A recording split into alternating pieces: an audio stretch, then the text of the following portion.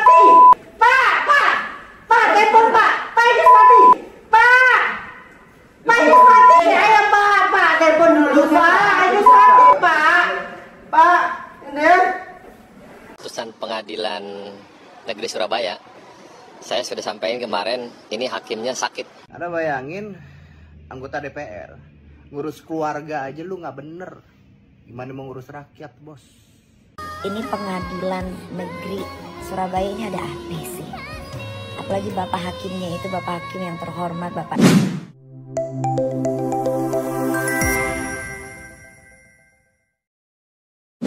Halo semuanya, apa kabar nih? Yang sudah like dan subscribe Fakta Populer, semoga selalu diberikan kesehatan yang tak terbatas dan senantiasa dianugerahi rezeki yang sangat melimpah. Pengadilan Negeri PN Surabaya memvonis bebas anak mantan anggota DPR, Gregorius Ronald Tanur. Vonis itu menuai kritik dari berbagai kalangan.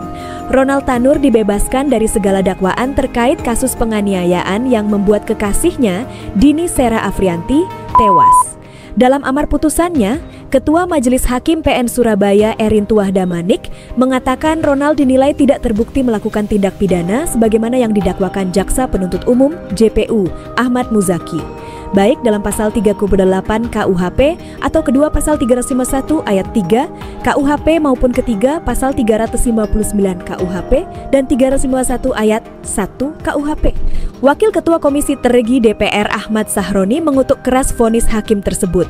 Dia mengaku malu dengan putusan tersebut. Sahroni meminta Kejaksaan Agung mengajukan kasasi terkait putusan tersebut.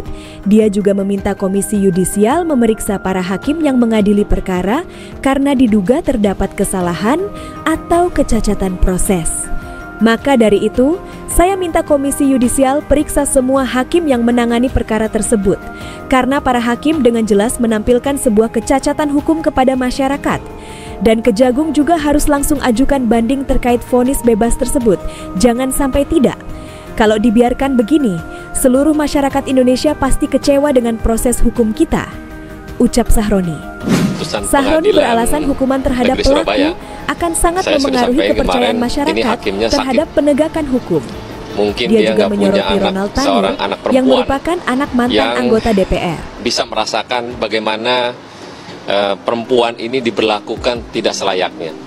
Yang herannya, Jaksa Penuntut Umum sudah melayangkan 12 tahun penjara, tapi hakim memutuskan bebas. Nah, ini yang gue bilang kemarin, bahwa ini hakim sakit. Dan para pihak harus mengawasi ini dengan seksama, ada apakah gerangan sampai akhirnya divonis bebas. Sementara, Wakil Ketua Komisi Entredi DPR RI, Habibur Rohman, prihatin terhadap vonis bebas Gregorius. Habibur Rohman menilai semestinya hakim menerapkan unsur kesengajaan dengan sadar kemungkinan, dolus eventualis. Habibur Rohman menilai unsur kesengajaan bisa diterapkan mengingat pelaku mestinya sadar tindakan yang dilakukan bisa merenggut nyawa seseorang. Menurutnya, hal tersebut harus menjadi atensi oleh banyak pihak. Menerapkan prinsip sengajaan dengan sadar kemungkinan atau dolus eventualis. Jadi walaupun yang bersangkutan tidak berniat membunuh, tapi seharusnya sadar kalau kemungkinan karena perbuatannya maka korban bisa meninggal dunia. Waketum Partai Gerindra ini berharap jaksa dapat melakukan banding terhadap kasus tersebut. Hal itu dilakukan supaya korban mendapat keadilan yang setimpal.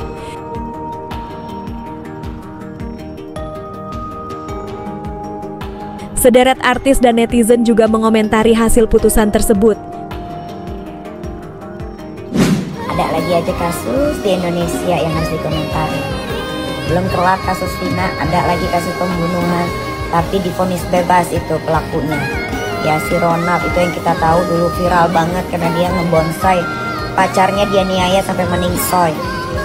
Ini Pengadilan Negeri Surabaya ini ada apa sih? Apalagi Bapak Hakimnya itu Bapak Hakim yang terhormat. Gimana Bapak menurut kalian? Tulis di kolom komentar ya.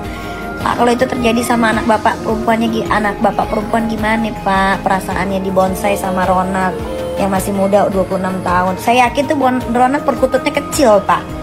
Gimana Pak perasaannya Pak? Saya kasih contoh ya Pak, saya aja pernah dipenjara Pak kasus undang-undang ITE. Padahal saya nggak salah, nggak masuk unsur undang-undang ITE-nya. Tapi saya dipaksa untuk dipenjara. Ya udah yang lalu biar lalu. Tapi ini beda case Pak, ini pembunuhan. Kenapa sih? Ada aja. Bapak Ronald ini lagi putus cinta, bagaimana sih? Emang ada? Wow, miris sekali hukumin negara kita, luar biasa. Keren. Jadi Ronald Tanur, ya, anak dari Kalau menurut kalian politisi, gimana, gengs? Kalian suka DPR bakso RI atau Edward enggak? Tanur divonis Komen ya bebas yang oleh suka hakim, bakso. luar biasa. Pak Hakim keren. Ya. Jadi hakim meyakini bahwa Ronald Tanur tidak membunuh, tidak menganiaya. Jadi meninggalnya gara-gara miras. Dan hakim juga meyakini karena dianggap Ronald Tanur sempat membawa ke rumah sakit. Emang nggak dilihat peristiwa yang terjadi sebelumnya? Ada saksi, ada CCTV, ya, yang katanya sempat dipukul botol 2 kali Dini almarhumah. Terusnya juga sempat ditabrak, digilas, ya, terseret oleh mobil si pelaku, ya, dan habis itu sempat dimasukkan ke dalam bagasi. Itu tidak jadi pertimbangan Pak Hakim, yang terhormat, yang mulia, yang keren. Gue baru aja baca Insider dan ada lagi. Anaknya oknum anggota DPR gebukin ceweknya di parkiran sampai mati. Mati loh, Cok, mati.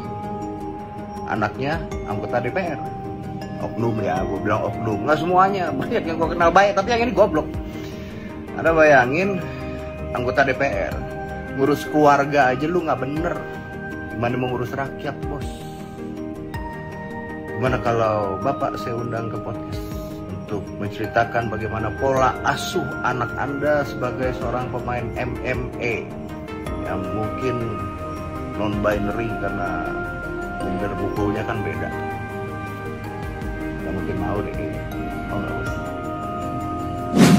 Bapak Rintah Damani memvonis bebas Ronald Tanur, yang mana sebenarnya jaksa penuntut umum sudah menuntut agar Ronald Tanur itu diputus secara sah dan meyakinkan telah melakukan tindak pidana sebagaimana dalam dakwaan ataupun tuntutan jaksa itu dengan penjara 12 tahun. Jadi sebenarnya jaksa penuntut umum itu dalam dakwaannya dia sudah mendakwa si terdakwa itu dengan pasal 351 ayat 1, 351 ayat 3, 359, juga 338. Jadi kalau 338 itu kan pembunuhan, karena memang korban itu kehilangan nyawa. Terus ada 351 ayat 1, 351 ayat 1 itu kan penganiayaan. 351 ayat 3 itu penganiayaan yang mengakibatkan meninggal dunia. 359 adalah kelalaian. Kelalaian yang mengakibatkan orang lain kehilangan nyawa. Nah, jadi berdasarkan tahun 2023 sempat videonya beredar bahwa korban itu sempat dilindas, korban itu sempat dipukul, korban itu sempat dipukul pakai botol minuman. Karena kejadiannya itu mereka itu selesai karaoke. Cukup lucu bahwa pertimbangan hakim yang mengatakan bahwa si terdakwa ketika ada upaya membawa ke rumah sakit itu menunjukkan bahwa dia tidak memiliki itikat ataupun tidak memiliki niat jahat untuk menghilangkan nyawa si korban. Tapi kan 359-nya ada.